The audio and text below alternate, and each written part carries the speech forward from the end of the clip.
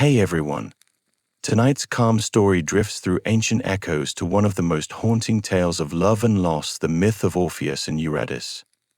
If you enjoy these calm stories, we'd love to hear from you. Your feedback means the world and helps this quiet channel grow.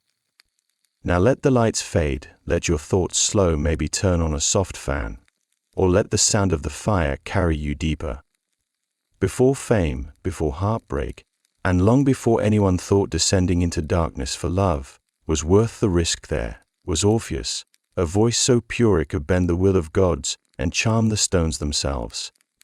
Born to Calliope, the muse of epic poetry and Apollo, the god of music, Orpheus had no choice but to be talented. It was practically genetic. While other children learned how to hurl stones at goats, little Orpheus was busy discovering that plucking strings could make people cry, which, in ancient terms, was the peak of sophistication. From the moment he strummed his first lyre, the world collectively decided to stop and listen. Trees leaned closer, rivers changed their flow to match his rhythm. Even lions reportedly stopped mid-mauling to hum along. The man could make rocks emotional, and not just metaphorically. Stones would roll toward him as if desperate for front row seats. It was as if nature itself had a subscription to Orpheus Premium. Apollo, ever the proud dad, gifted him a golden lyre that made every mortal bard look like a village drunk with a flute. And soon Orpheus wasn't just good, he was divine-level good. Imagine someone who could outplay Mozart, outsing Freddie Mercury, and still manage to look mythologically handsome while doing it. The gods adored him. Mortals worshipped him. And the underworld, well, they were about to get their turn. But talent, as history never fails to prove, is a dangerous thing. It attracts envy, obsession, and the occasional snake-related tragedy. For now, though Orpheus lived in harmony with the world, plucking his lyre under olive trees while satyrs slow-clapped in admiration. His songs weren't merely melodies, they were emotional ambushes. Farmers forgot to harvest. Hunters forgot to hunt. Philosophers forgot what they were arguing about. Every strum told a story, every note promised an escape from the dullness of mortal life. He could make grief sound poetic and heartbreak sound like an exclusive experience. The ancient world had found its celebrity, and unlike most mortals, Orpheus seemed immune to arrogance, at least until love entered the stage. Because no matter how divine the music, nothing hits harder than a well-timed tragedy. He didn't know it yet, but somewhere beyond the wild applause, fate was already tuning her strings. Eurydice didn't enter Orpheus' life like a thunderbolt or a divine omen, more like the world's most graceful accident. She was a nymph, which in Greek mythology meant beautiful, ethereal, and almost certainly destined for disaster.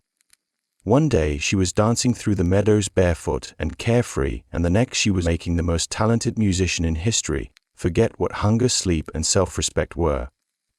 The meeting itself wasn't some grand affair, no lightning, no choirs of angels, just a man with a lyre and a woman who didn't immediately run away from the sound of it, which, by ancient standards, was romance. Legend says that when Orpheus first played for her, the wind stopped moving, and even Zeus paused mid-affair to eavesdrop. For the first time, the great musician found himself speechless, which, ironically, was terrible for his lyrics but great for love. The two were inseparable.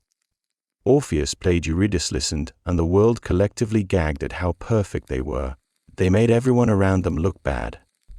Shepherds forgot their flocks, poets threw out their work, and gods probably took notes for their next tragic experiment. Theirs was the kind of love that poets would later romanticize, and everyone else would quietly resent. Naturally, the wedding was divine chaos. All the forest creatures attended, deer birds, even a few mildly confused centaurs. The muses sang, the wine flowed, and for one brief, perfect evening, happiness seemed like it might actually last longer than a Greek myth normally allows. But the gods, they have a cruel sense of humor. They see love not as something sacred, but as an opportunity for creative punishment. Somewhere in the shadows, fate was already bored and sharpening her knives. Eurydice, radiant in her wedding veil, smiled at Orpheus as he strummed a song about eternal devotion. A dangerous choice of theme in a culture where mortals rarely lived long enough to make good on it. Their love burned so brightly it practically begged for tragedy. Because in Greek mythology, the moment things go perfectly, the universe clears its throat and says, "All right, now let's ruin everything." And for Orpheus and Eurydice, the first note of that ruin was already humming beneath the strings of his lyre.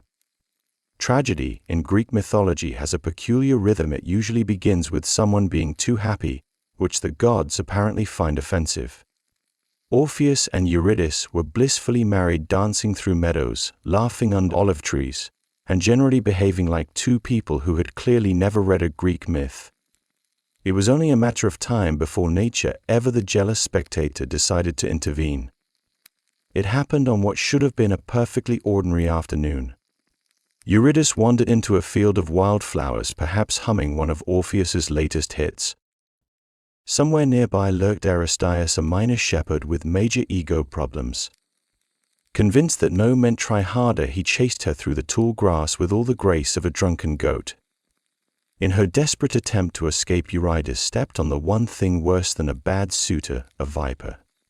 The snake struck fast, and the meadow went quiet. Eurydice felt her veil brushing the petals as she collapsed. One bite, that was all it took. By the time Orpheus arrived, guided by the echo of her final scream, the world had already dimmed.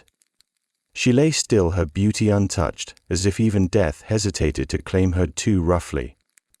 The lyre slipped from his hands. For the first time, silence was louder than song. It's said that Orpheus tried to sing her back to life, as if death might pause, tap its foot, and reconsider. But the underworld has no taste for melody. Eurydice was gone, and all that remained was a man, a lyre, and the kind of grief that doesn't fade but ferments.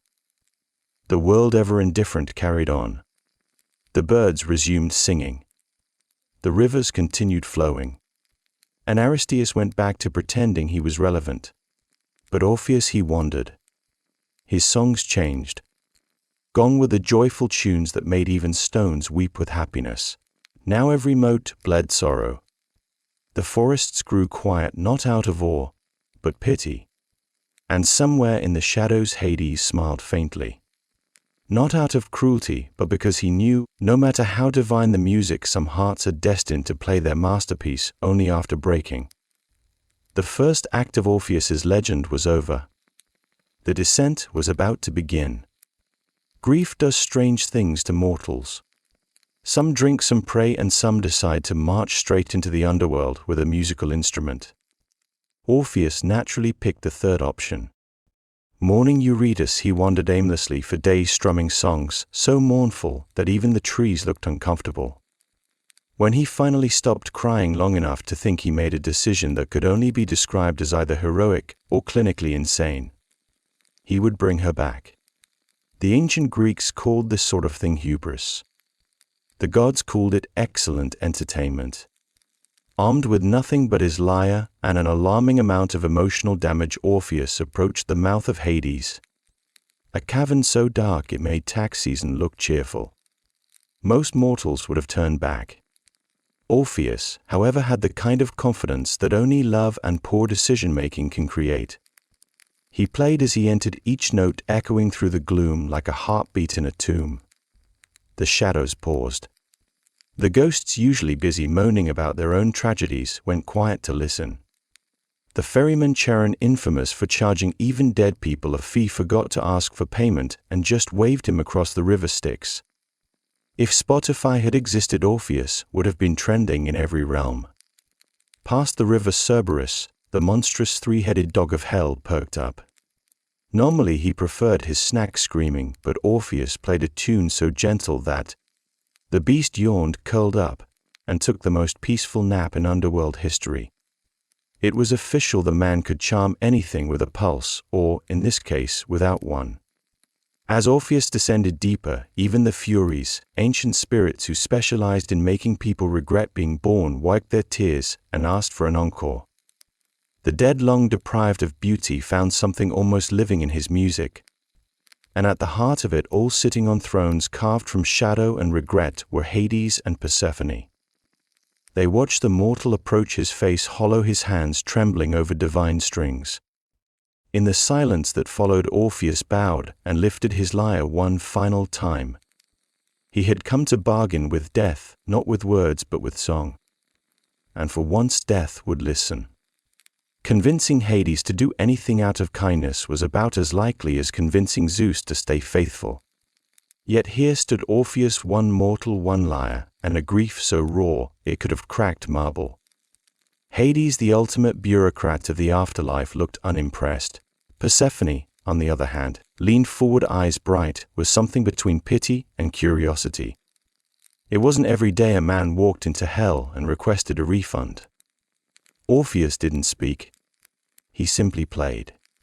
The first note trembled through the chamber, fragile but defiant. Then came another and another. A melody so pure that even the tormented souls of Tartarus paused mid-scream. Rivers of fire slowed their flow.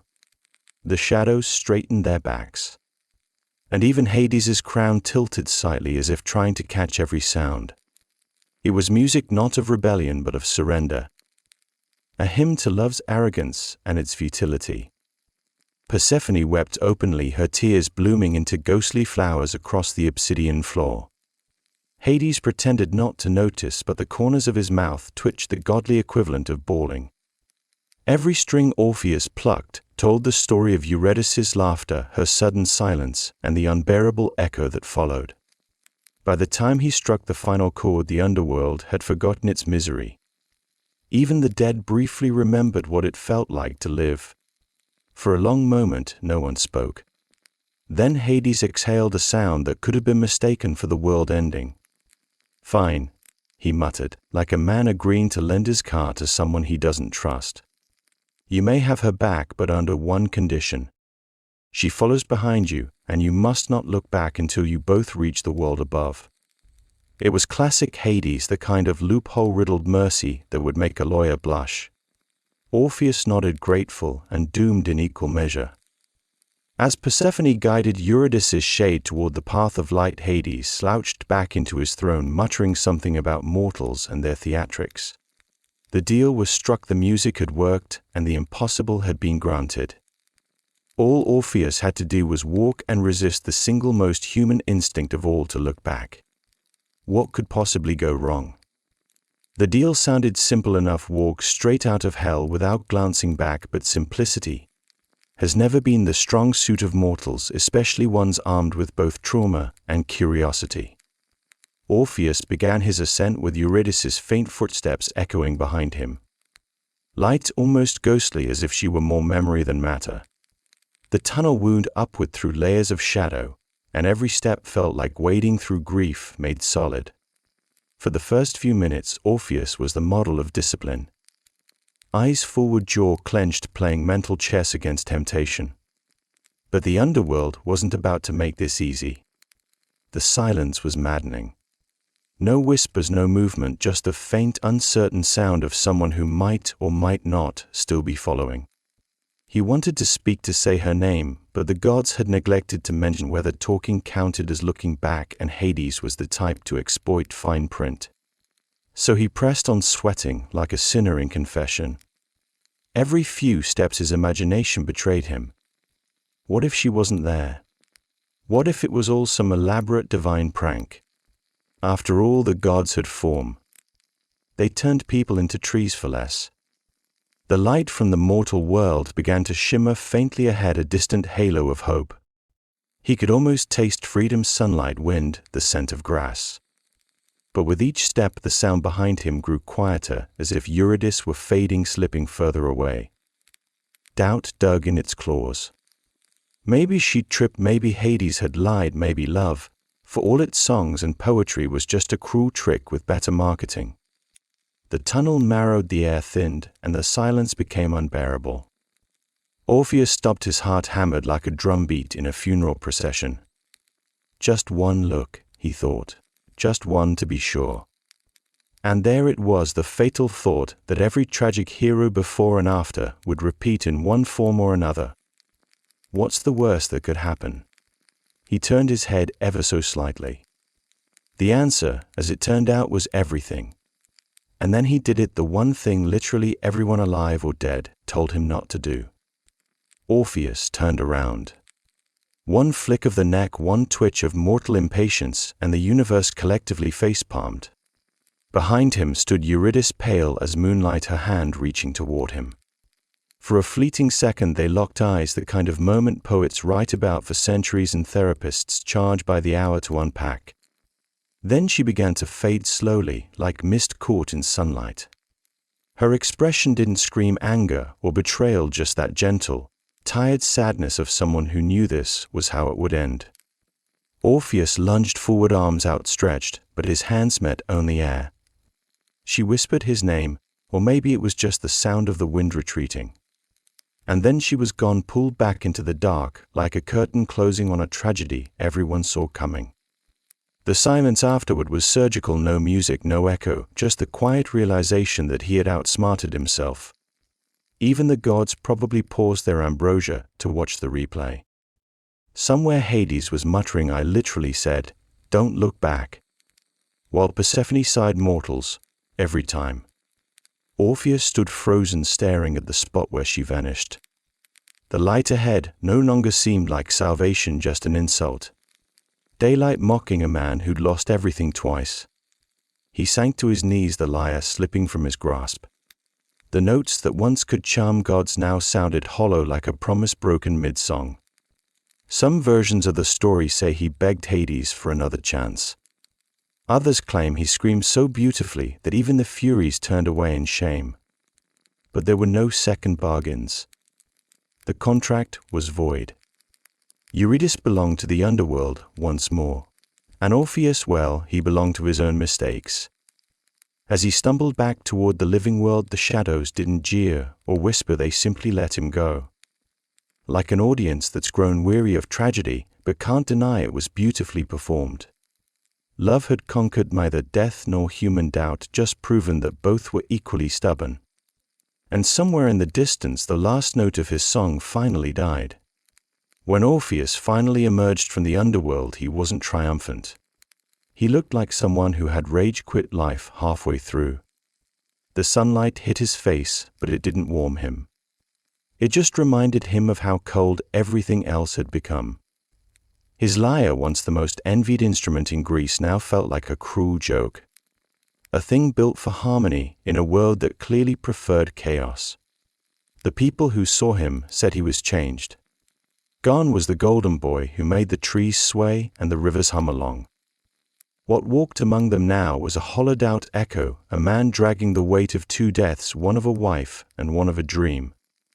He played sometimes, but the melodies were strange, part mourning, part accusation. Birds fell silent. Farmers forgot to move. And somewhere a satyr muttered, "Well, that killed the vibe." Word spread as it always does when misery is involved. They said Orpheus's music could now make the living envy the dead. He sang of loss, of love's arrogance, of the moment when faith blinked and eternity slipped away. It wasn't pretty, but it was unforgettable, like watching a shipwreck in slow motion with a haunting soundtrack. Eventually he stopped playing altogether. The lyre hung at his side like an old friend he no longer trusted. People whispered that he had gone mad, but the truth was simpler. He had seen what lay beneath the world's surface, and it wasn't enlightenment. It was bureaucracy with candles. He'd challenged death, and death had given him a perfectly reasonable no. In the quiet that followed, Orpheus wondered. He didn't perform, didn't eat much, didn't talk to anyone. Even the gods, usually quick to meddle, left him alone, perhaps out of pity, or perhaps because his failure was the kind of poetic irony they couldn't improve upon. The world returned to its rhythm, pretending not to notice the man who had once made it dance. But every now and then someone swore they could hear faint music drifting through the hills, the echo of a song that had once tamed the wild, now mourning itself. The greatest musician alive had finally discovered the sound of silence. Grief eventually curdles. At first it's poetic, tragic songs, moonlit, wandering a touch of divine melancholy. But after a while it just starts to smell bad. Orpheus had passed the poetic phase, he'd entered the talking to trees era of heartbreak. He refused all company-avoided festivals and developed the thousand-yard stare of a man who had not only seen the afterlife but received a one-star review from it. People tried to help. His friends, assuming he still had any, invited him to gatherings where he'd sit quietly in the corner until someone inevitably said, "Play us a song." Then he'd strum one chord that made everyone question their life choices and leave. The Muses, his defiance, even staged what was essentially an ancient Greek intervention. It didn't work. Orpheus thanked them politely, then went right back to composing songs with titles like "Death, My Only Audience." The gods, usually so fond of drama, began to lose interest. Even Apollo stopped checking in, muttering something about artistic burnout. The villagers, on the other hand, found him terrifying. Children whispered that he could summon ghosts. Adults said he'd been cursed. In truth, he was just profoundly miserable, which, in ancient Greece, was almost fashionable. He took to the woods, preferring the company of rocks and birds to that of mortals. Animals listened, though. They didn't dance anymore. They just sat quietly, as if attending a very long funeral. His songs had lost their power to charm, they only lingered like smoke. Some say even his shadow began keeping its distance. And then there were the women, or rather the ones he avoided. After Eurydice, Orpheus swore off love entirely. Depending on which ancient gossip you believe, this offended quite a few admirers. Greek women were not accustomed to rejection, especially from someone whose voice could make a boulder tear up. Rumors spread that he hated all women. Others said he simply feared them, which, considering his track record, was perfectly understandable. Isolation turned into something stranger. The line between genius and madness blurred. His music became unpredictable bursts of beauty, swallowed by chaos. The man who once charmed the world now sang only to the void, and the void, as always, was a loyal listener. Death finally found Orpheus, though. To be fair, he'd been rehearsing for it for years. By the time it arrived, he wasn't so much living as dramatically existing. The end came, as it often does in Greek mythology, via a misunderstanding and a mob of women. Specifically, the Maenads, Dionysus's famously unstable fan club. They were in the middle of one of their divine raves, drinking wine, tearing animals apart, and generally redefining chaos. Orpheus, as usual, was nearby playing a haunting tune to a tree. The Maenads, stumbling upon him, asked for a song they could dance to. Something lively, they said. Something fun. But Orpheus, still emotionally allergic to happiness, refused. Instead, he strummed another of his slow-motion heartbreak ballads, probably titled something like Eurydice Revisited Again. Now the Maenads were not known for patience or restraint. Their wine-to-blood ratio was about 4-1. When he refused to join their party, they did what any self-respecting Dionysian cult would do. They ripped him to shreds. Ancient sources are split on whether it was out of rage, drunken confusion, or just bad rhythm. But the result was the same. The greatest musician in Greece was reduced to a tragic pile of limbs and irony. His severed head, still attached to the lyre, floated down the river Hebrus, continuing to sing as it drifted. Witnesses claimed the sound was beautiful, eerie, mournful, and somehow insultingly on brand. The Muses, horrified but probably not surprised, gathered the remains and gave him a proper burial while Apollo turned his lyre into a constellation. Nothing says you messed up quite like being immortalized as a sad cluster of stars. As for the Maenads, Dionysus punished them by turning them into trees, proving once again that in Greek mythology the best-case scenario after a wild night out is photosynthesis. And so ended the life of Orpheus, a man who could move the hearts of gods but couldn't stop his own from breaking. He'd outplayed death, defied divinity, and turned misery into art. But in the end, it wasn't love or fate that destroyed him. It was the ancient equivalent of bad concert etiquette. And so, after an appropriately melodramatic death, Orpheus finally joined the only audience that couldn't walk out on him, the dead. One moment he was floating down the river in pieces, the next he was standing whole again in the underworld. It was a reunion tour no one had asked for, but one fate had booked anyway. Eurydice was there, of course, waiting in the soft half-light of Elysium. No snakes, no gods, no dramatic conditions attached. Just eternity and a mildly confused husband who'd taken the scenic route. When she saw him, she smiled that same quiet smile, the one that had once made Apollo's lyre sound off-key. She didn't scold him for the whole looking back and dooming us both forever thing. She just said you took your time. Which, coming from someone who'd been dead for years, was fair. Orpheus, for the first time in what felt like several centuries, laughed. Not the hollow, tragic kind of laugh he perfected on Earth, but the genuine, relief-soaked kind that sounds like a song rediscovering itself. There was no stage now. No crowd. No gods judging the rhythm. Just two souls who had finally outlasted every rule written against them. The legends say they wandered the Elysian fields side by side, speaking little because words had already failed them once. Sometimes Orpheus played not to charm or impress, but simply because music was how he breathed. And when he played, even the air seemed to shimmer as if the world itself had decided to stop punishing them for loving each other. Above them the living world moved on. Poets immortalized their tragedy. Sculptors carved their sorrow. Philosophers argued over whether love was worth the paperwork. Meanwhile, in the calm gardens of the afterlife, Orpheus and Eurydice did what they'd always wanted to do. Nothing. No bargains. No conditions. No turning back. It's funny, really, he spent his life chasing eternity and only found it once he stopped trying. Maybe that's the moral the gods were after all along. You can't cheat death, but you can occasionally duet with it. And somewhere faintly echoing through the underworld, the last note of Orpheus's lyre still hums perfectly in tune at last. Before the age of decay and frost, the world basked in an eternal spring. Every valley bloomed. Every breeze carried the scent of life renewed. Rivers hummed softly under skies without clouds, and no mortal had yet learned the word winter. In this timeless season wandered Persephone, maiden of blossoms, daughter of Demeter and Zeus. Her laughter was said to make flowers bloom faster, and her footsteps left trails of green behind. She was the pulse of the earth itself, vibrant, unblemished by sorrow. Demeter, the goddess of harvest, guarded her daughter fiercely. She had built for her a world of gentle sunlight and safe meadows, where no shadow dared intrude. The two were inseparable, mother and child, creator and creation.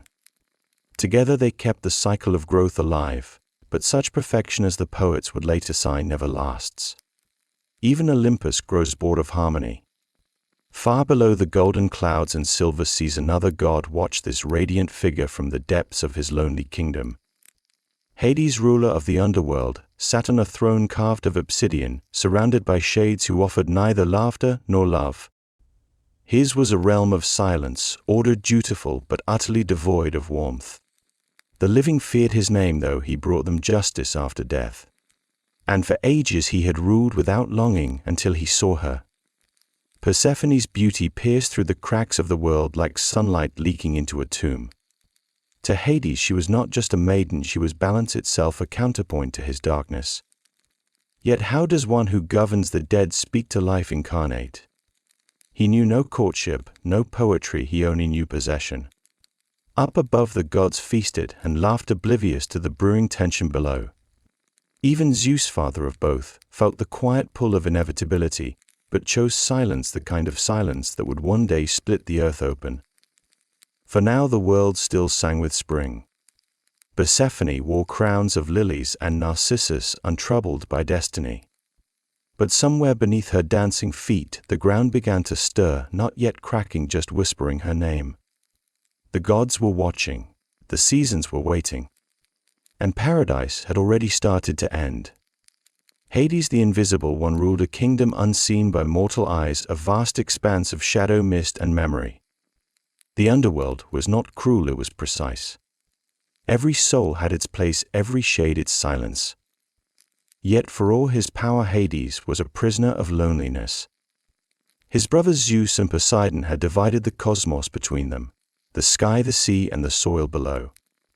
Hades had drawn the short straw, the realm of the dead.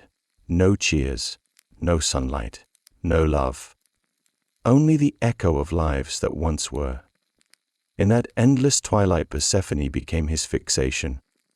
He saw her first in the mortal fields, a figure gleaming among mortals and nymphs, her laughter rippling like a bell in a mausoleum. To Hades she was not merely beautiful, she was unbearable. The way light danced on her hair mocked his darkness. The way she gathered blossoms defied the stillness he ruled. And so he watched not with lust, but with an ache deeper than hunger. It was not desire as men know it, but the yearning of night for dawn. Still, even gods require permission to act. Hades sought out Zeus upon Olympus, his tone steady, but his eyes hollow. "Brother," he said, "the world above teems with life. I wish for a queen to rule beside me. Let it be Persephone." Zeus, master of compromise, considered the request. To him his daughter was precious, but her mother's power had grown vast, and Zeus feared the balance of Olympus tipping toward her. And so he answered not with words but with silence. A silence that Hades interpreted as consent. That silence was enough to set the myth in motion. For the god of death is not accustomed to waiting. He began to plan not with malice but with inevitability. In his mind, Persephone's laughter no longer belonged to the surface world. It belonged to the deep. In the days that followed, the earth itself seemed to hold its breath. The meadows still bloomed, the sun still shone, yet beneath them, all the god of the dead prepared his chariot of gold and obsidian. Love, or what passed for it in the underworld, was about to shatter the eternal spring. It was an ordinary morning, or as ordinary as mornings could be in a world that had never known decay. The sky was soft as milk, the breeze thick with scent. Persephone wandered across the meadow, her laughter tumbling through the grass like a melody without end. Nymphs followed her, their baskets overflowing with blossoms, each bloom competing for her touch. Among them a voice faint and curious whispered her name. She thought it was the wind. Then she saw it, a single flower standing apart from the rest. A narcissus, white and gold, its petals trembling as though alive. It was not merely beautiful, it was divine. Even the air around it shimmered heavy with enchantment. Persephone hesitated for a moment, the faintest ripple of unease running through her. But curiosity, that ancient curse of gods and mortals alike, pulled her closer. She reached out the moment her fingers brushed the petals, the earth roared. The meadow split open in a violent tremor that sent birds screaming into the sky. Soil churned like waves, and from the fissure below rose a chariot of gold, drawn by 4 black horses. Their manes burned with shadow. At their reins stood Hades, the king of the dead, his crown of obsidian catching the light like a wound. Before Persephone could cry out, he reached for her not roughly, but with the desperate finality of a god who had waited too long. The ground swallowed them both. The chasm sealed and silence fell over the meadow once more. The nymphs screamed her name until their voices failed. All that remained was the crushed narcissus glowing faintly in the dirt. The world above continued as if nothing had happened, but something profound had changed. The air grew stiller. The light less forgiving. The endless spring had lost its rhythm. Some say the narcissus was planted by Gaia herself at Zeus's quiet command, a trap laid in beauty's disguise. Others claim Hades crafted it from his own longing, the first flower ever born of darkness. Whatever the truth, the moment Persephone touched it, innocence ended. The goddess of spring had vanished beneath the earth, and paradise had begun to mourn. When Persephone vanished, the world did not notice at first. Flowers still bloomed. Rivers still sang. The wind still whispered through olive groves. But Demeter felt the absence instantly, a silence in her heart so sharp it cut through divinity. The mother of all harvests paused mid-step, sensing a tear in the fabric of creation. She called her daughter's name once softly, expecting laughter in reply. None came. Panic followed. Demeter abandoned Olympus and roamed the mortal world disguised as a gray-haired woman. Her golden crown traded for dust. She wandered from field to field, torch in hand, searching through the night. She questioned shepherds, fishermen, even the waves of the sea. Each answered with the same empty stare. Days turned to weeks, and the goddess of plenty grew gaunt with despair. The earth began to mirror her sorrow. Crops wilted beneath her tears. Seeds refused to sprout. Once verdant valleys turned skeletal, their rivers shrinking into mud. Mortals prayed, begging the heavens for mercy, but no rain fell. The famine spread quiet at first, then roaring like a divine curse. The balance of the world trembled. At last Demeter confronted Helios, the all-seeing sun. He tried to avert his gaze, but she seized his light and demanded truth. "Tell me who took her," she thundered, "or your sky will burn black." Helios, bound by his nature to see all things confessed. It was Hades, lord of the dead. He rose from the earth and carried your daughter to his realm below, and goddess Zeus permitted it. That final revelation broke her. Demeter's sorrow curdled into fury. She cursed Olympus, vowing that not one blade of grass would grow until her daughter was returned. Fields became deserts, orchards skeletons. The fragrance of the earth died. Even the gods began to feel hunger. Zeus, pressured by mortal prayers and divine unrest, finally took notice. The king of gods could ignore many things, but not starvation. His world was unraveling, and he knew its source. Meanwhile, beneath all that ruin, Persephone sat in the dim halls of Hades, unaware that her mother's grief had frozen the living world. Spring was gone, and for the first time in creation, winter was born. Far beneath the weeping earth, Persephone awoke in darkness. The air was thick with silence, the kind that presses against the soul. She expected chains, torment, fire, whatever terrors mortals imagined of the underworld. Instead, she found stillness and symmetry. The realm of Hades was not cruel, only cold. Rivers of memory flowed through caverns vast as night itself, and pale shades drifted like mist across the black fields of asphodel. Hades watched her from his throne of obsidian, his expression unreadable. He did not revel in her fear.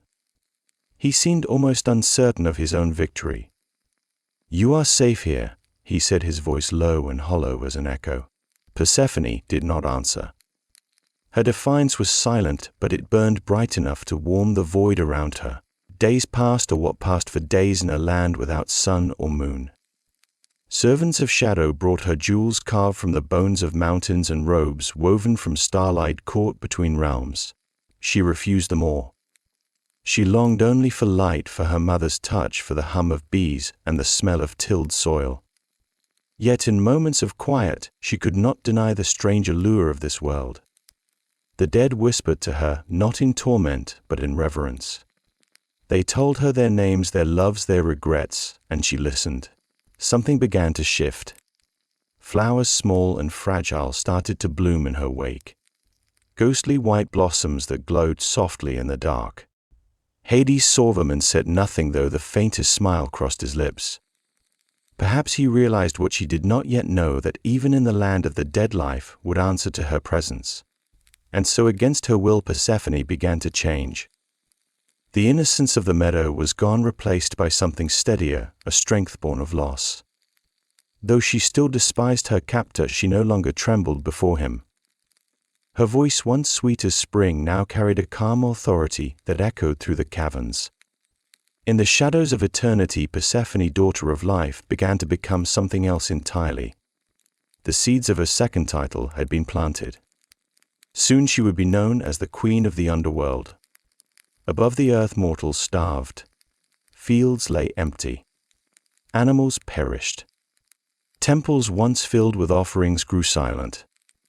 Demeter's grief had become divine vengeance.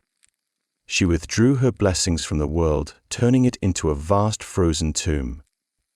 Even the gods began to complain, for without mortal worship, Olympus itself grew quieter. Offerings dwindled. Prayers stopped. A god without believers is like a flame without air. At last, Zeus could no longer ignore the devastation. He summoned Hermes, the swiftest and most silver-tongued of the gods. "Go below," he commanded, "and bring Persephone back. The world withers while her mother mourns." Hermes, ever beautiful, spread his winged sandals and plunged through the caverns of the earth, past rivers that remembered every sin ever committed, past judges who weighed the hearts of kings. When he entered Hades's hall, he found the Lord of the Dead sitting beside Persephone on his black throne. The contrast was startling: death beside spring, shadow beside bloom. Hades rose, his expression guarded. Hermes bowed. "Brother," he said smoothly, "the earth above is dying. Demeter refuses to let the crops grow. Zeus commands that Persephone be returned, lest mortals and gods alike fade into hunger." Hades's gaze flickered to Persephone. She looked away. The silence stretched, a silence filled with 1,000 unspoken truths. At last he nodded. "If it must be so," he said, "then she shall return." Persephone's heart soared, though a strange heaviness stirred within her. Hades walked her to the gates himself, his steps slow. "Before you go," he said quietly, "eat something to strengthen you for the journey." It seemed an innocent gesture. A plate of ripe red pomegranate seeds glistened before her. She hesitated, but curiosity, or perhaps kindness, overcame caution. She ate 6. Hermes, unaware of the weight of that act, led her back to the surface. As they ascended the underworld side, and the first breath of spring returned to the waiting earth, but in Olympus, the fates began to whisper. The rule of the dead was clear: whoever partook of food from that realm was bound to it.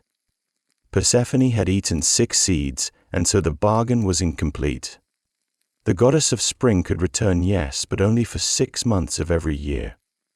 When Persephone's feet touched the surface again, the world gasped back to life. The ice that had strangled rivers cracked and melted. Seeds long buried sprang from the soil in a frenzy of green. Birds sang as if waking from a nightmare. And Demeter, wild-eyed, half-mad from grief, dropped her torches and ran to meet her daughter. The reunion was so fierce it shook the heavens. They clung to one another like life itself had been restored. For days mother and daughter wandered the revived earth. Demeter filled the fields with wheat, the trees with fruit, the air with fragrance. Mortals rejoiced, feasting and singing prayers of gratitude. Even Zeus, that habitual opportunist, congratulated himself on his wise intervention. Olympus glowed again, the altars refilled, and peace seemed to settle over the world. But peace in Greek mythology never lasts long. After the celebrations faded, Hermes appeared once more. His expression carried the kind of sympathy only a messenger could afford, the kind that softens the edge of bad news without dulling its truth.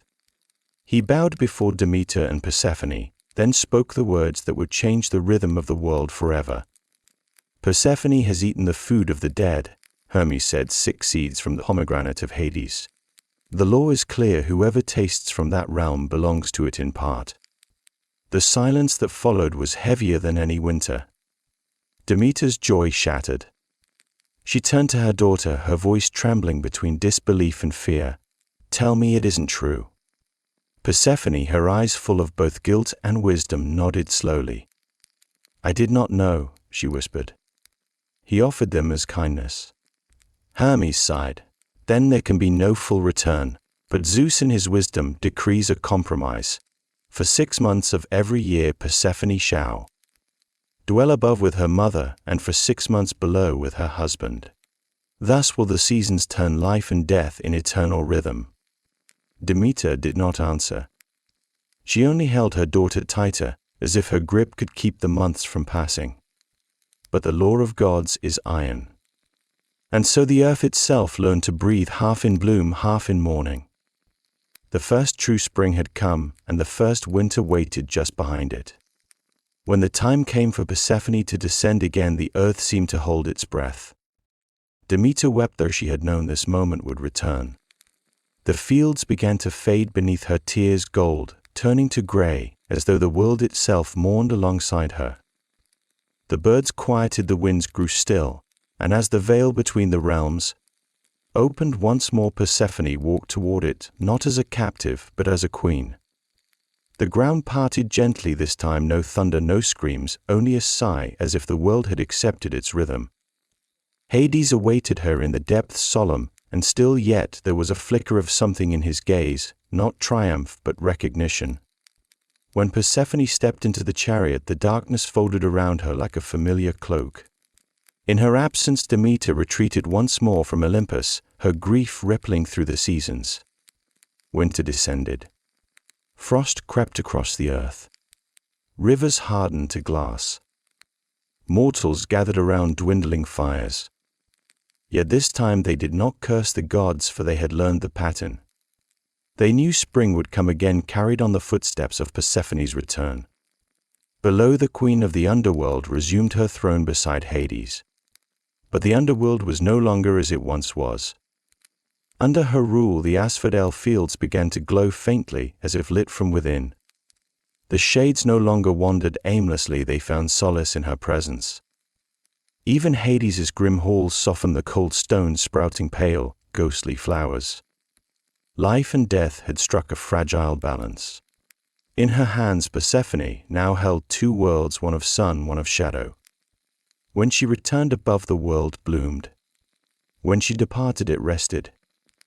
The poets would later call it the great compromise, the divine order that made the seasons. But to Persephone and Demeter, it was never so poetic. For them, it remained what it had always been: a parting, a reunion, and a waiting in between. Each ascent brought joy. Each descent sorrow. Yet both were necessary. For without the dying there could be no rebirth. And so the wheel of the year began to turn, endlessly guided by a mother's love and a daughter's destiny. With each descent, Persephone grew stronger. The timid maiden who once gathered flowers beneath the sun had transformed into something altogether different, regal, measured, and calm, amid the endless murmur of the dead. She no longer flinched at the cries of lost souls or the chill that hung in the caverns. Where others saw despair, she began to see order. Where others saw ruin, she saw purpose. Hades, for his part, had changed as well. He no longer viewed her as a stolen prize, but as an equal one who could stand beside him without fear. Together, they ruled in uneasy harmony. He is the stern arbiter of fate, she is the quiet mercy that softened it. When spirits entered his halls, it was Persephone who listened to their final regrets. Her presence brought warmth even to the dead, and word of her compassion reached the living. Mortals began to whisper her name, not with dread, but with reverence. Still, she could not entirely banish her sorrow. In the stillness of her throne, she often imagined her mother's laughter, the hum of bees, the scent of rain on wheat. Yet there was no bitterness now, only the understanding that her fate was not a punishment but a balance. She had become both seed and soil, bloom and decay. The goddess of spring had learned to live among ghosts. Hades would sometimes find her wandering the meadows of asphodel, fingers trailing through the spectral grass. "You have brought life to death," he once told her. "Even the darkness bends toward you." She smiled faintly. "Then perhaps the darkness was never as cruel as we thought," she said. Above them, Demeter endured the cold months in patience rather than fury, knowing her daughter would return. Each year their reunion became the heartbeat of the world, joy and grief, alternating like breath. Mortals came to see Persephone not merely as the bride of Hades, but as the bridge between worlds. When they buried their dead, they prayed to her for gentleness in passing. When they sowed their fields, they prayed for her return. Thus Persephone's shadow fell across both realms, half sunlight, half night, goddess who taught gods and mortals alike that even death must yield for a time to life. By the time mortals learned to name the seasons, Persephone had become a figure of paradox, a goddess whose life was both captivity and coronation, tragedy and triumph. From her time below, she had learned patience and empathy. From her time above, renewal and joy. Between the two worlds, she saw what few gods ever understood, that life and death were not enemies, but dance partners trading steps in an endless waltz. In the underworld, she brought order where there had been despair. The lost souls who once drifted in gloom now found comfort in her calm gaze. Some claimed that flowers of light sprouted wherever she walked, fragile white blooms that fed on memory instead of sun. Even the judges of the dead, severe and unsmiling, began to soften their tone when she entered the chamber. It was as though her presence reminded them that mercy too was divine. Above, Demeter watched her daughter's yearly return with both joy and restraint. The world burst into life at the sight of Persephone, but Demeter had learned not to clutch her too tightly. The goddess of harvest, who had once wielded famine as a weapon, now understood something deeper, that love cannot cage what must move between worlds. Mortals built temples to both mother and daughter, one for the plenty of spring, one for the promise of rest. They offered grain to Demeter and pomegranate to Persephone, honoring both the bloom and the burial. The Eleusinian mysteries were born from this rhythm, an initiation whispering of rebirth, of hope beyond death. Zeus, ever pragmatic, pretended the arrangement had been his wisdom all along. Yet even he could not deny that what began as a theft had become a balanced one that sustained the earth itself. For Persephone, her dual existence no longer felt like division but destiny. She had become the hinge of creation, the boundary between joy and sorrow, harvest and hunger, birth and grave. And though her heart ached when she left her mother each autumn, she carried that ache like a crown. For she knew what few gods dared to admit: every paradise needs its shadow, and every ending hides the seed of a beginning. Ages passed. Empires rose and fell. But the story of Persephone and Hades endured, whispered by priests, carved in stone, and sung by poets, who saw in her tale the rhythm of all existence. Each spring she returned to the sunlit world, her arrival heralded by the unfurling of petals and the laughter of rivers. Each autumn she descended again, and the world bowed in quiet reverence, surrendering to sleep. Thus the wheel of time kept turning, guided by her footsteps, half in bloom, half in shadow. In the underworld, Persephone no longer mourned. She ruled beside Hades with poise born of sorrow and wisdom. Her throne, once a symbol of captivity, became one of balance, the meeting place of life and death, joy and despair. Mortals imagined her as cold, but in truth she was serenity itself. She understood what the living fear, to learn that endings are merely transformations, and every descent is followed by a return. Demeter too changed with the ages. The mother who once brought famine in her grief now blessed the harvest with a steady, tempered hand. She no longer raged at the cycle, but embraced it, knowing her daughter's absence was what gave meaning to her return. Between mother and daughter a pact was sealed, not one of words but of understanding. Even Hades, the eternal judge, found renewal in her presence.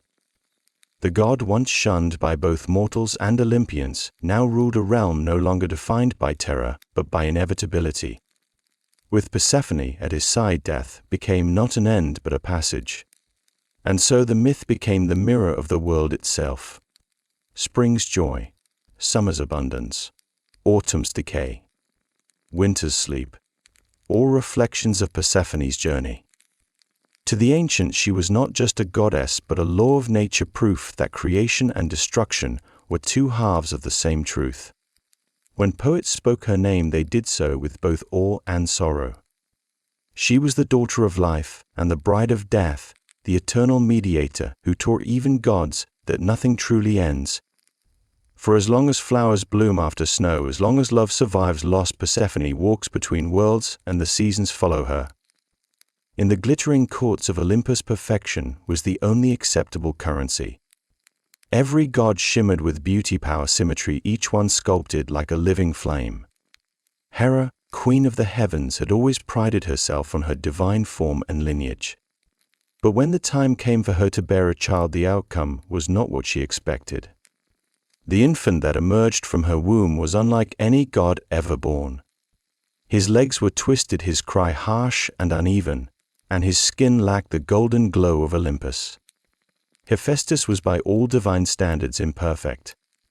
Hera looked upon him and saw not a son but a humiliation. Proof that even a goddess could produce something flawed. Zeus, distracted by his endless affairs and thunderbolts, paid no mind. The child's deformity became a stain on Hera's vanity, a whisper among the gods that she had lost her divine favor. And so, in a fit of rage disguised as righteousness, she did the unthinkable. The queen of Olympus lifted her newborn by his small ankle and hurled him from the heights of heaven. His cries echoed through the sky for a full day and night as he plummeted toward the mortal world. No lightning struck to save him. No divine hand reached out in mercy.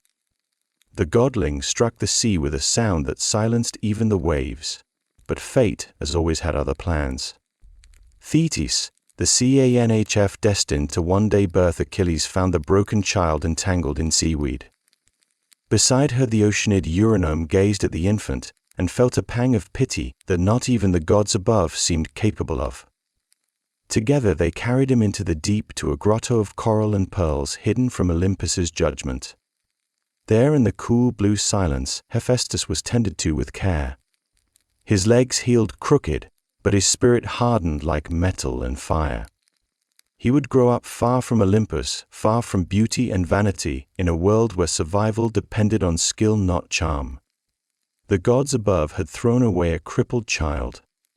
What they did not know was that they had cast away the one who would forge the very weapons that made them gods. Far below the thrones of Olympus, the sea rocked the discarded god like a cradle.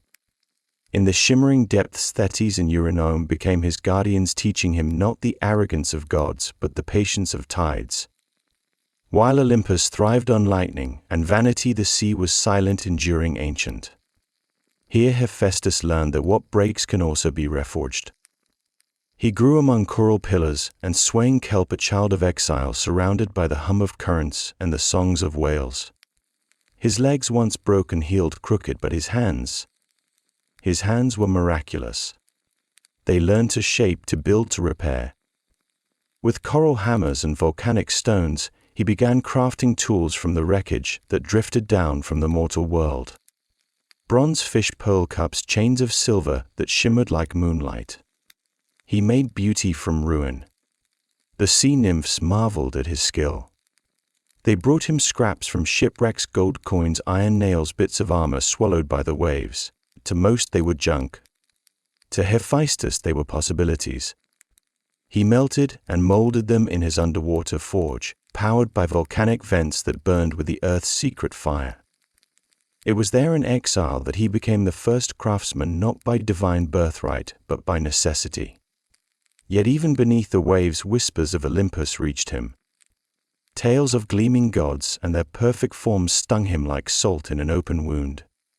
Hephaestus did not envy their beauty. He despised it. He saw in it the cold cruelty that had cast him away.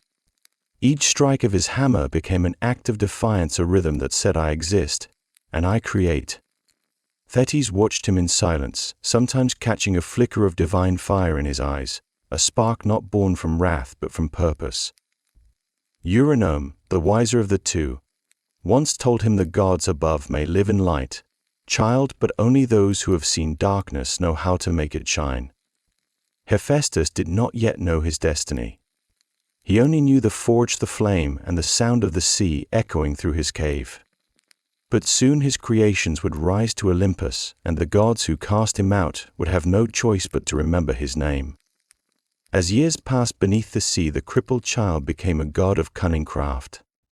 Hephaestus discovered something extraordinary, a secret that would change both heaven and earth. Deep within his volcanic forge he coaxed raw fire into obedience. It was not the wild flame of Zeus's lightning, but a quieter, steadier kind, the fire of creation, not destruction. Where the Olympians wielded force, Hephaestus shaped it. The sea nymphs watched in awe as sparks danced from his anvil, illuminating the dark waters like falling stars. Coral walls glowed red and gold, the cave pulsed with life. From molten metal he forged delicate wonders, a brooch that shimmered with trapped sunlight, a chariot of bronze that could glide across water, and chains, so fine they seemed spun from light itself. Thetis whispered that his forge had become a rival to Olympus itself, but Hephaestus was no longer content with secrecy. His art demanded recognition. He began crafting a gift not for himself, but for the mother who had cast him away. From iron and gold he forged a throne fit for a queen. It gleamed with impossible beauty, each detail shaped with patient fury.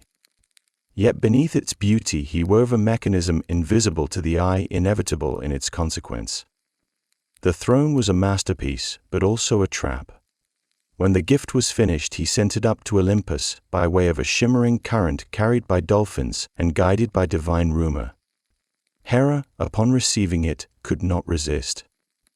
It was exquisite beyond words, a work of perfection born from imperfection.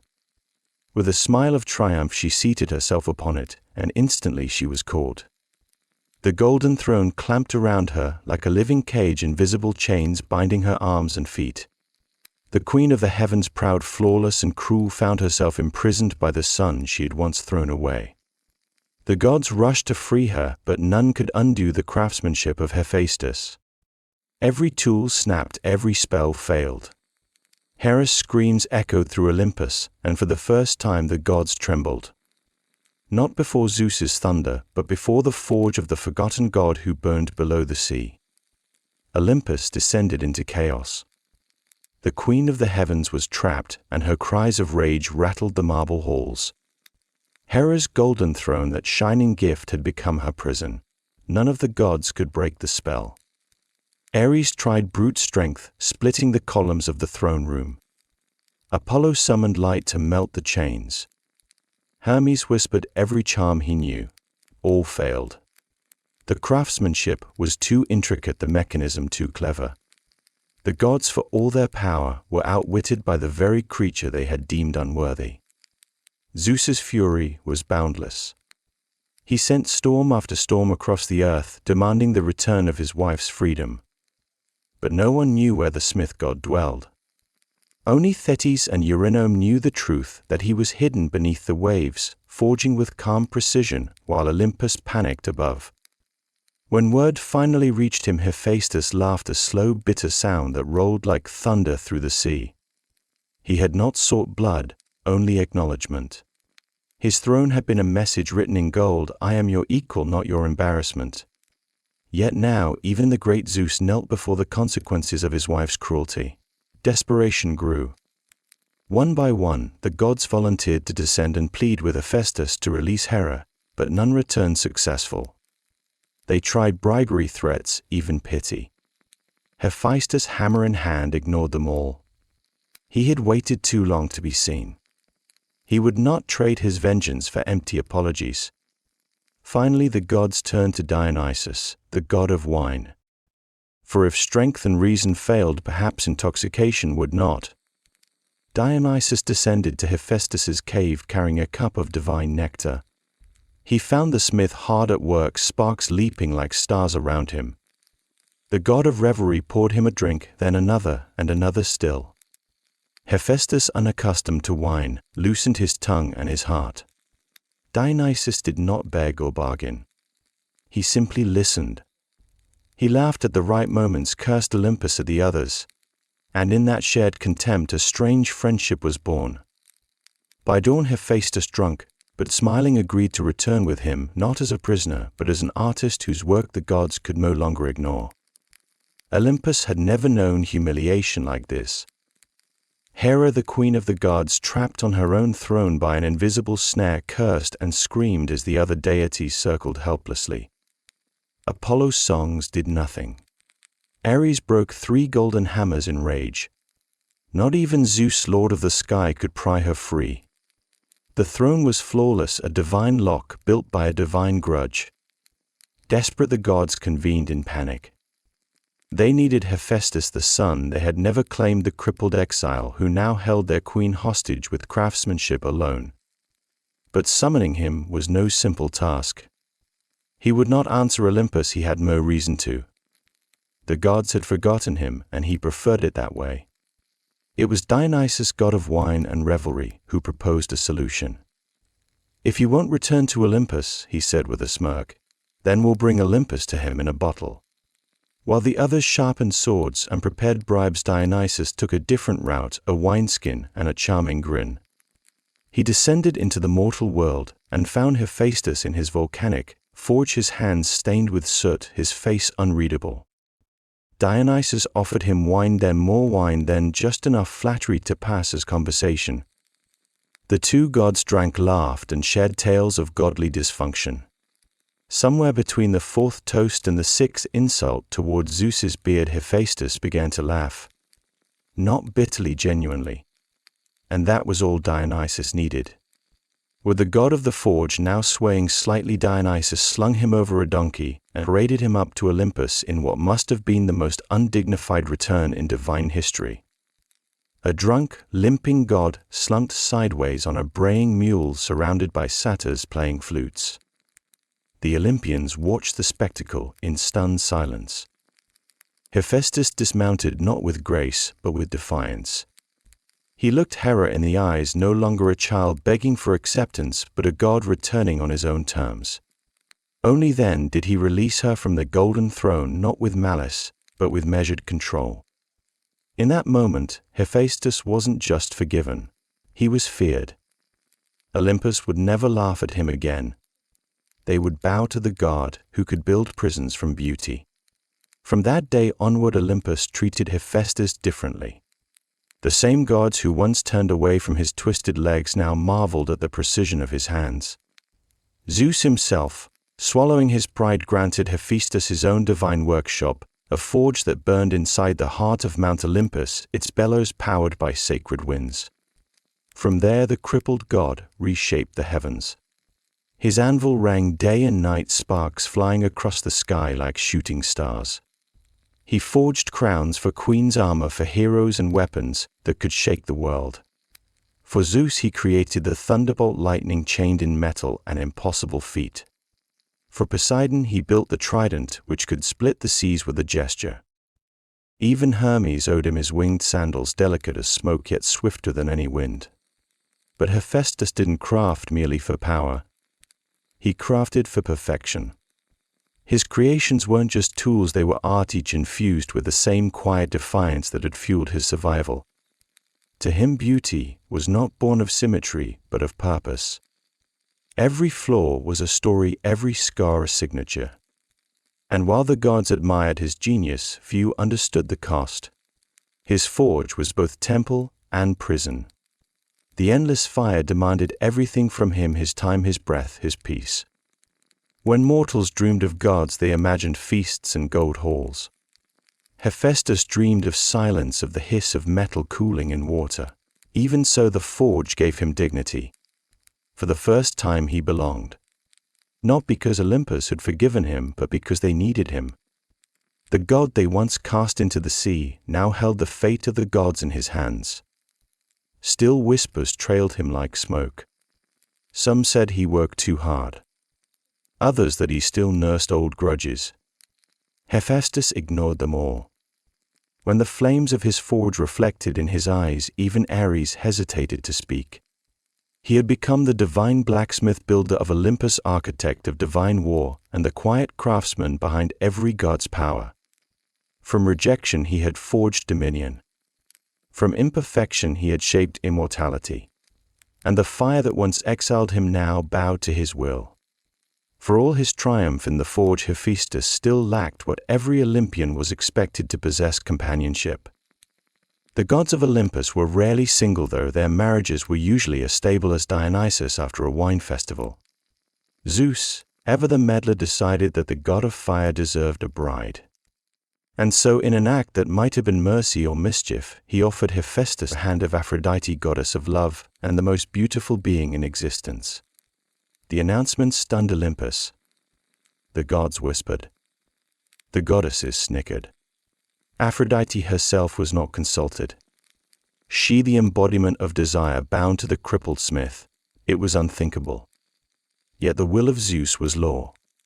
The wedding was held in golden splendor, with ambrosia flowing and laughter echoing through marble halls. Hephaestus stood beside his bride like a mountain beside a flame, sturdy, silent, and already aware that beauty was rarely kind. Aphrodite tolerated her husband, but never loved him. She visited his forge only when she wanted jewelry, golden girdles, delicate chains, ornaments so fine they made even Hera jealous. But while Hephaestus toiled in the heat of creation, Aphrodite found warmth elsewhere, in the arms of Ares, god of war. Their affair was an open secret whispered across Olympus like smoke from a smoldering fire. Yet Hephaestus was no fool. He noticed the missing glances, the laughter behind closed doors, the faint scent of iron and perfume that lingered after midnight. And though the other gods pitied him, they underestimated him. For if there was one thing Hephaestus understood, it was how to set a trap. With quiet precision he forged an invisible net of gold fine as spider silk, unbreakable as fate. He waited until the lovers met again, then let the net fall. The chain shimmered into being, binding Ares and Aphrodite together mid-embrace. At dawn he summoned the gods to witness his vengeance. The laughter that followed was thunderous. The lovers were shamed before all Olympus, their beauty and power turned into spectacle. Hephaestus did not smile. He simply watched, his face unreadable, his victory as cold and deliberate as forged bronze. The gods laughed at Ares that day, but none laughed at Hephaestus ever again. The laughter of Olympus echoed for days after Hephaestus revealed his golden trap. The gods found endless amusement in the sight of Ares and Aphrodite, two paragons of passion, caught like clumsy mortals in a web of divine craftsmanship. Even Apollo, usually composed, laughed until tears streamed down his face. But beneath the noise Hephaestus stood apart, calm, almost detached. His revenge was not born of fury, it was an artist's signature carved into humiliation. Zeus eventually intervened, his thunderous voice restoring a semblance of order. "Enough," he declared, though even he could not hide his smirk. "Release them, smith of Olympus. You've proven your craft." And so, with a slow and deliberate motion, Hephaestus touched the anvil and dissolved the golden net. The lovers fled in silence, their pride melted like wax before flame. Ares never forgave him. The god of war nursed the grudge like a festering wound, swearing vengeance. But Hephaestus was unbothered. He had long learned that pain was a poor excuse to stop creating. His forge roared louder than ever, not from anger, but from purpose. In the days that followed, he worked like a man possessed. He forged automatons, gleaming statues of gold and bronze that moved on their own, powered by divine fire. They guarded his workshop, served his every need, and spoke in metallic voices. Mortals would later call them the first machines, but to Hephaestus they were companions, beings that could not betray, laugh, or cheat. Even Hera, who once cast him from the heavens, now came to him for favors. She wanted new adornments, new symbols of her majesty. He crafted them without complaint, though his eyes held a quiet irony she chose to ignore. When mortals prayed to the gods, they asked for victory, love, or wisdom. But when they prayed to Hephaestus, they asked for skill, for steady hands, for patience, for mastery of craft. He gave them all these freely. Hephaestus had been mocked, rejected, and betrayed, but his vengeance was elegant. Every god, every hero, every kingdom would depend on his creations. The crippled child of Olympus had turned his suffering into immortality. His fire no longer burned for wrath, it burned to remind the heavens who had forged their glory. Though his forge stood among the clouds, Hephaestus found little joy in the company of gods. They came to him for favors, not friendship. Their praise was hollow, their laughter fleeting. But one day, a mortal hero came knocking. A man of earth and bone who would treat the smith not as a tool but as an equal. His name was Achilles. Thetis, the same sea goddess who had once rescued the abandoned infant, now came to her foster son once more. But this time to ask for armor for her mortal child. She found Hephaestus as she had centuries before, soot-stained and focused, his hammer singing against the anvil. When she spoke of her son's valor of the war raging at Troy, the old god paused. Thetis had saved him from oblivion. This debt he could not ignore. He rose from his bench and promised her a gift worthy of legend.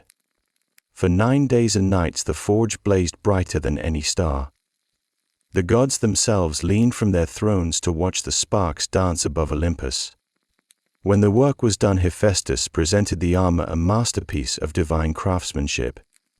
The breastplate shone like sunrise. The shield told the story of the world. Oceans, constellations, cities, beasts, and men, all etched in living metal. When Achilles wore it, even the immortal eyes of the gods blinked in awe. The armor did more than protect him, it made him myth. Mortals sang that his brilliance on the battlefield was the reflection of the gods' fire itself. And though Achilles would one day fall, his glory would not. The shield outlived the man. It became proof that the creations of Hephaestus could outlast even death. For perhaps the first time the god of forges saw in a mortal what he had long sought in God's gratitude. Achilles had worn his work not with arrogance but with pride. In that mortal warrior Hephaestus saw reflection beauty born from imperfection greatness, forged through pain. When Thetis thanked him, Hephaestus only nodded and said, "Fire burns what it touches, but it also makes the clay strong." And with that he returned to his forge's hammer, once again singing to the rhythm of destiny. Hephaestus was not merely a blacksmith. He was a creator, a divine engineer centuries ahead of his time. His mind never rested, always seeking new forms of life that could obey the laws of precision rather than the whims of gods. From his forge in Olympus, he began crafting beings not of flesh but of metal. Golden automatons, shining constructs animated by divine intelligence. They were neither mortal nor divine, yet something in between. He made them in pairs, each shaped like a flawless maiden, their joints smooth and gleaming like liquid sunlight. They could walk, speak, and even think, their eyes glowing softly with firelight. They tended his forge, brought him tools, and sang in mechanical harmony as the hammers fell. In their perfect obedience, Hephaestus found a peace that Olympus had never offered. Among his creations was Talos, a bronze giant forged to guard the island of Crete. Massive and relentless Talos circled the island 3 times each day, protecting it from invaders. His single vein ran with molten ichor, the blood of gods, sealed with a nail hammered by Hephaestus himself. Talos was not just a guardian, he was a statement.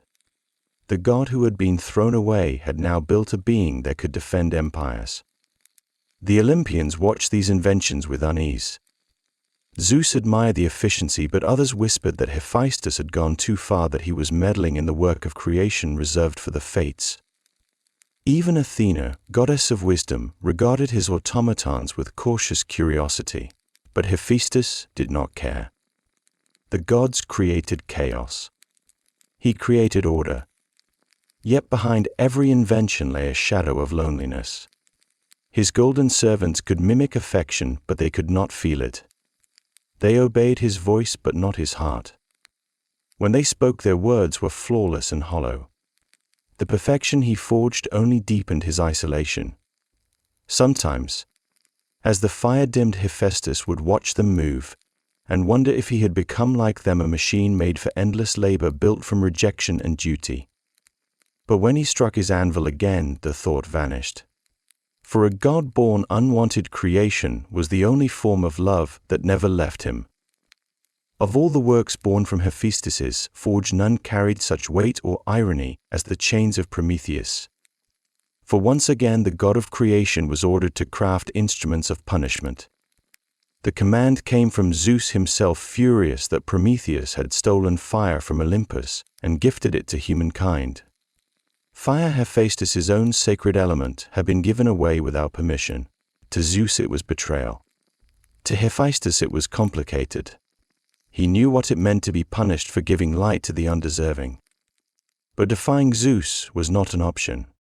The king of gods summoned him, his voice sharp as thunder. "Forge unbreakable chains," he ordered for the Titan who dared challenge heaven. And so Hephaestus obeyed, though his hammer fell heavier that day, the sparks dimmer, the air thicker. He forged the chains from adamantine, the hardest metal known to gods. Each link seamless, each bond unyielding. When the work was done, he climbed to the Caucasus Mountains, where the winds howled like the cries of the condemned. There Prometheus awaited him, proud, unflinching, unrepentant. "Do it," said the Titan, meeting Hephaestus's gaze.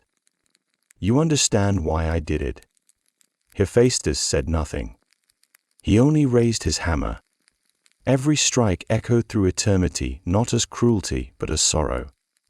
When the final shackle locked, Prometheus was bound to the cliffside, condemned to have his liver devoured daily by Zeus's eagle, only for it to grow back again. "Forgive me," Hephaestus murmured. "The hand that binds you is not the heart that condemns." Prometheus smiled faintly through the pain. "Then keep forging, smith," he said. "Every fire burns because of men like us." Hephaestus turned away, the words searing deeper than any flame. For he understood the truth. Fire was rebellion, creation was defiance, and punishment was often the price of both. When he returned to Olympus, Zeus praised the chains, declaring them perfect. Hephaestus only nodded. Perfection, he knew, was often another word for cruelty. And though his hands had made the prison, his heart remained with the captive Titan, the one being who had dared, as he once did, to bring light to those living in the dark. Long before the wrath of Achilles shook the walls of Troy, there was a love story that began not with romance but with prophecy. It was the tale of Thetis, the immortal sea goddess whose beauty made even the stars blush, and Peleus, the mortal hero fated to love her. Their meeting was not born of chance nor of choice, but of fear, the fear of the gods themselves. Thetis was no ordinary nymph. She was one of the Nereids, daughters of the old man of the sea, graceful and powerful in equal measure. Her hair shone like sunlight on the waves, her voice carried through the tides, and both Zeus and Poseidon desired her. But when the goddess of prophecy Themis revealed the truth that Thetis would bear a son greater than his father, the two most powerful gods in existence recoiled. They who feared nothing now feared their own downfall. So they made a decision. Thetis would not wed a god.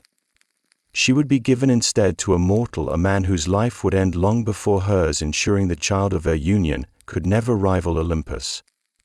And so their eyes turned to Peleus, a noble king from the mortal world, descendant of Zeus himself, brave, disciplined, honorable, yet still tragically human. Peleus was told by the wise centaur Chiron that his fate was entwined with that of the sea goddess.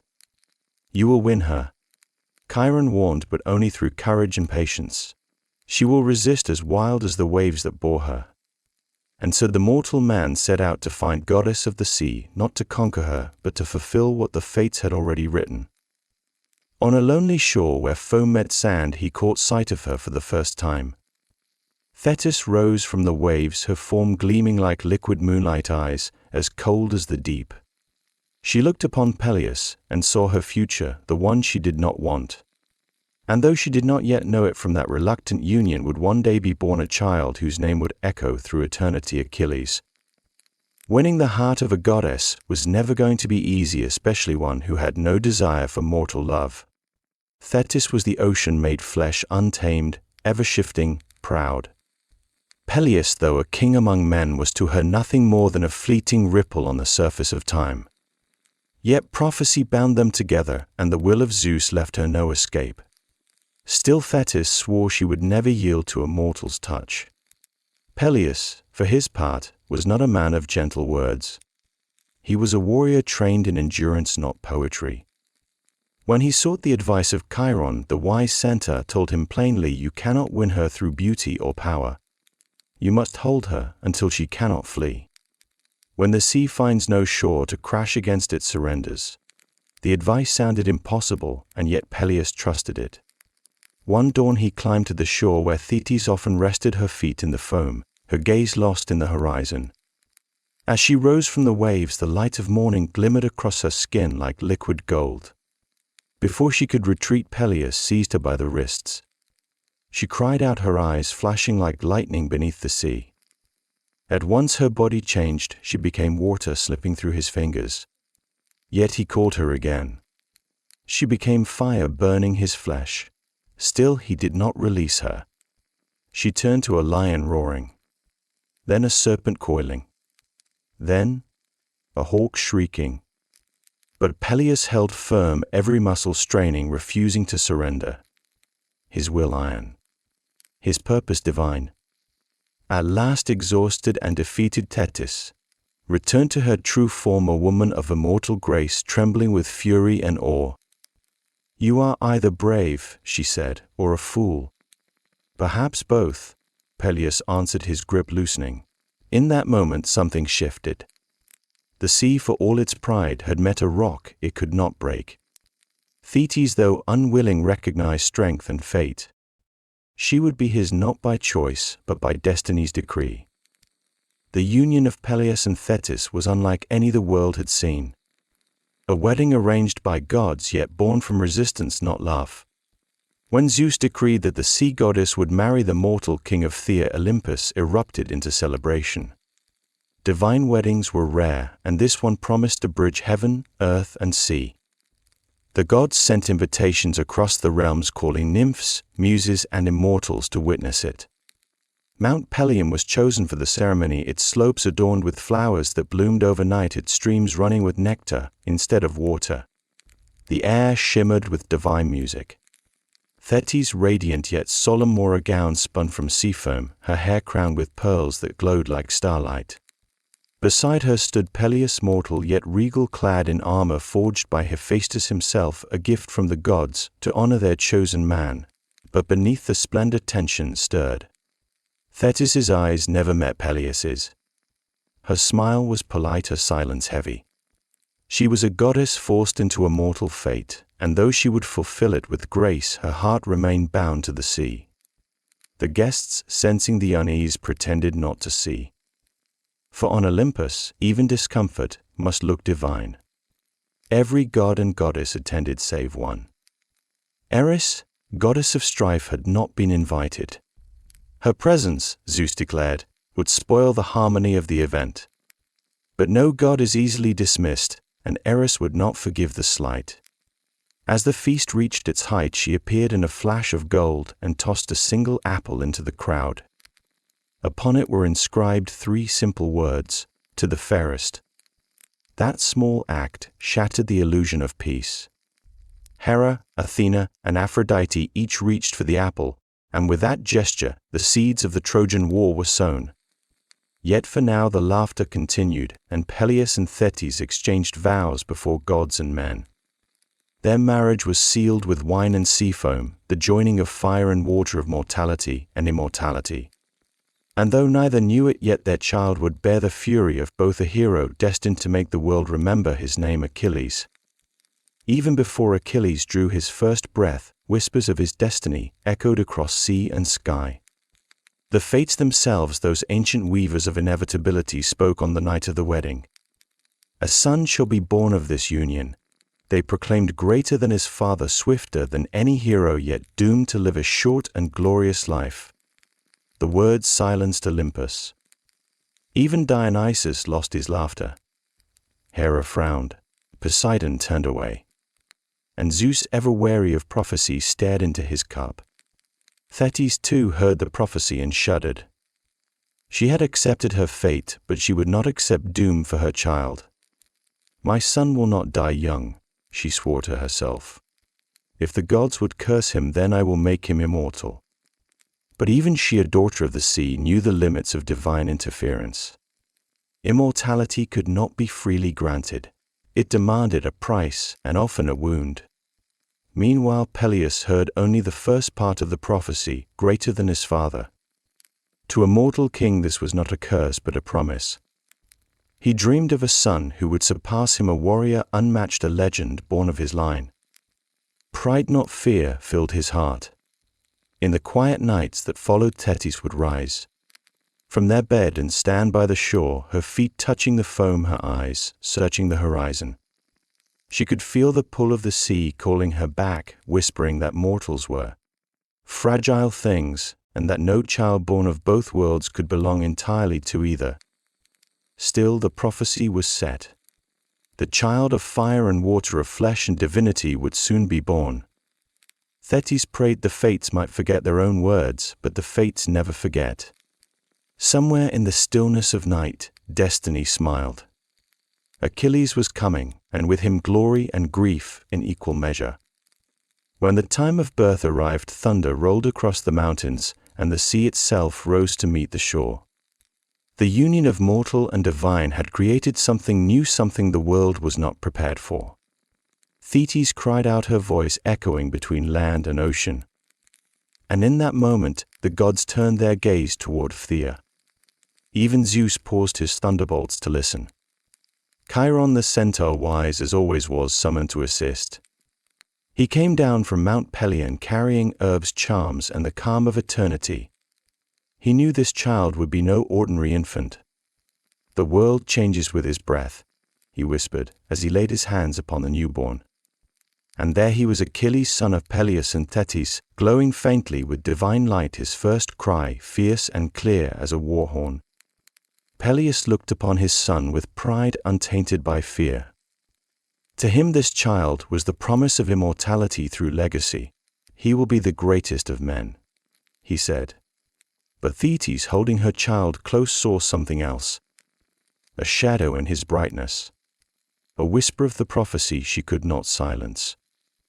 The infant's skin shone like polished ivory, yet beneath his perfection Thetis could feel mortality pulsing, fragile, fleeting. She knew that in him the blood of gods and men fought silently. She feared what that struggle would bring. That night when Peleus slept, Thetis carried her child to the sea. The waves parted for her, recognizing their mistress. There she bathed Achilles in the sacred waters, hoping to wash away his mortality. But the sea could not take what fate had bound. Immortality once denied to her would not be freely given to her son. Still Thetis refused to accept defeat. If the sea could not protect him, perhaps fire could. There existed an ancient secret among the gods that divine flame could burn away mortality if one dared to endure the pain. And so she made her decision in silence.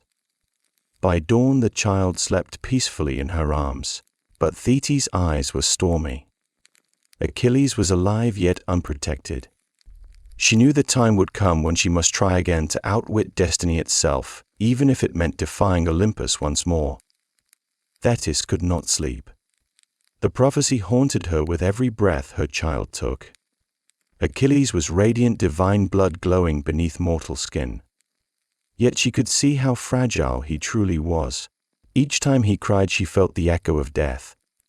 So one night she rose from Peleus' side, cradled her infant son, and went to the great hearth of their palace. If the gods would not grant her son immortality, she would seize it herself.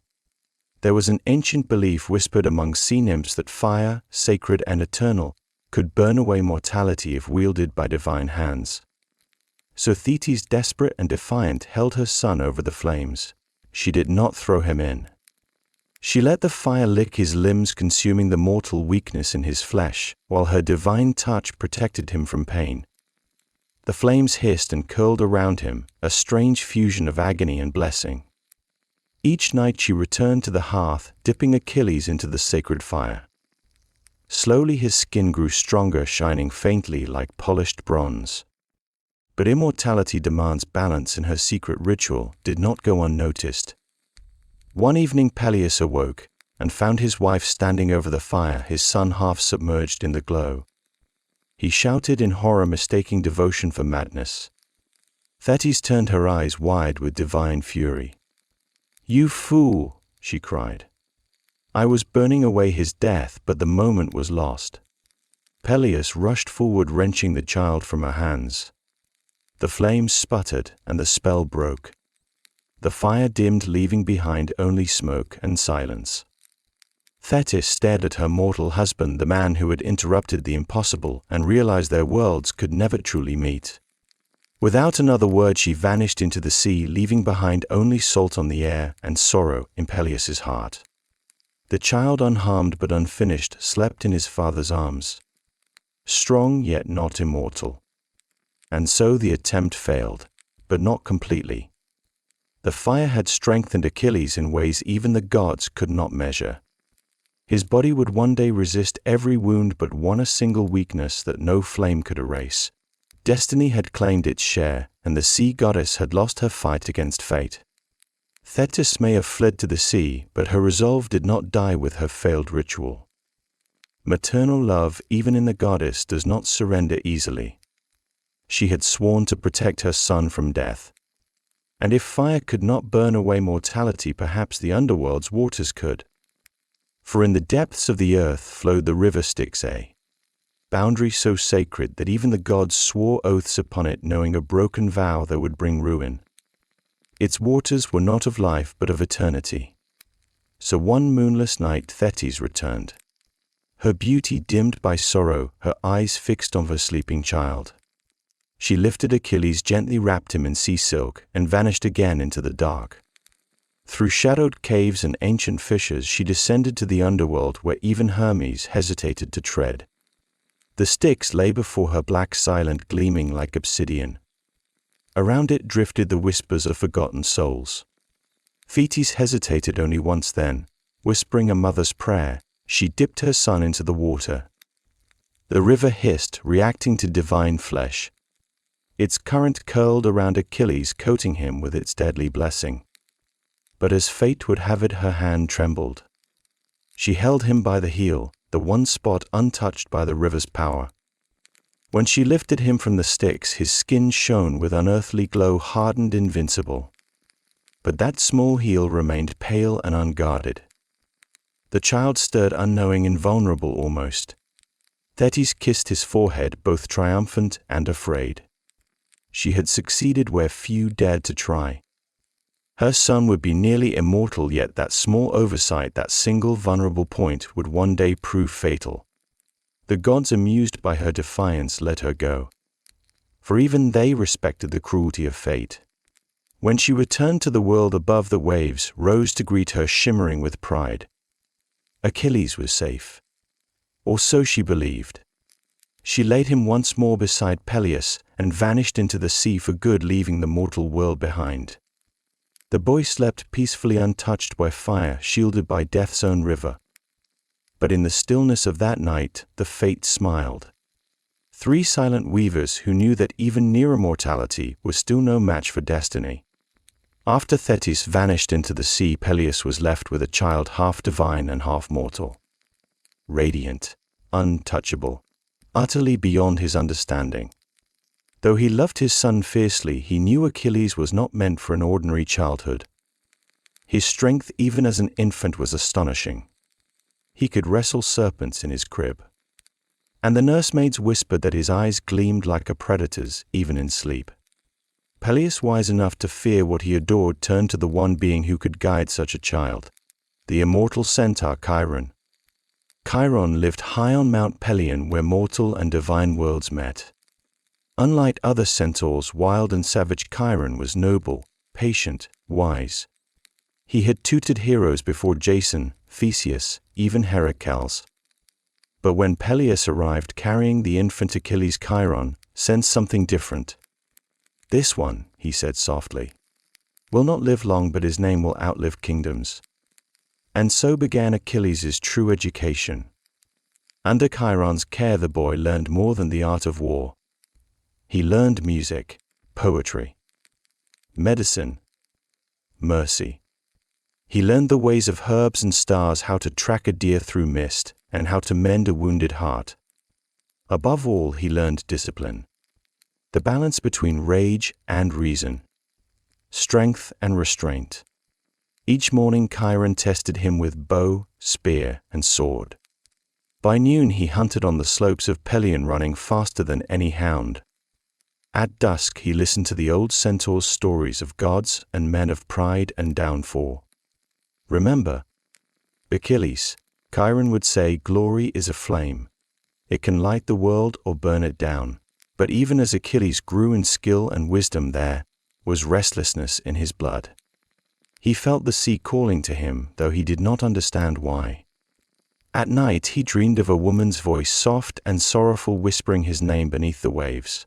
Chiron said nothing of it. He knew better than to fight fate. The boy's path was already written, forged by God's seal, by prophecy. Achilles would be a hero. But heroes, Chiron knew, are not made for peace, only for remembrance. As Achilles grew into youth, his brilliance became impossible to hide. His strength rivaled seasoned warriors, his beauty almost divine. Too divine. For whispers of war began to spread across Greece, and the Fates stirred restlessly. A prophecy reached Thetis beneath the sea. If her son ever went to Troy, he would achieve eternal glory, but he would not return alive. The sea goddess could not bear to lose him to the destiny she herself had forged. So once more she rose from the depths, veiled in sorrow, to see her son. She found him on Mount Pelion, tall and fearless, his laughter ringing across the hills. When she told him of the prophecy, he only smiled. "If it is my fate, He said, "I will meet it proudly." But Thetis was not ready to surrender her child to death. Desperation breeds cunning. She disguised Achilles as a girl and took him to the island of Skyros, to the court of King Lycomedes. There among the king's daughters she hid him, dressing him in silks, teaching him to move softly and speak gently. The world's greatest warrior disguised as a maiden. His armor replaced by embroidery. His voice subdued by fear and love. For a time the ruse worked. The girls adored their mysterious companion, stronger, swifter, and far more graceful than any of them. Achilles went by the name Pyrrha, the red-haired one. And though he laughed at the charade, he obeyed his mother's wishes for her sake, not his. But fate is not so easily deceived. When the Greek kings began mustering armies for Troy the seer, Calchas told them, the war could not be won without Achilles. Odysseus, ever the trickster, set out to find him. He arrived at Skyros disguised as a merchant, bringing jewels and fabrics for the maidens, but also a set of weapons gleaming under the sun. When Achilles saw the sword, instinct overpowered disguise. His hand reached for the hilt, his stance hardened, and in that moment Odysseus smiled. The charade was over. The hero had revealed himself. Thetis's deception had bought time but not victory. The world was cooling and Achilles was ready to answer. Once discovered, there was no turning back. Odysseus' cunning as ever spoke to Achilles not as a recruiter but as a prophet of glory. Troy, he said, is the anvil on which legends are forged. Heroes will live and die there, but their names will echo for eternity. Will yours be among them?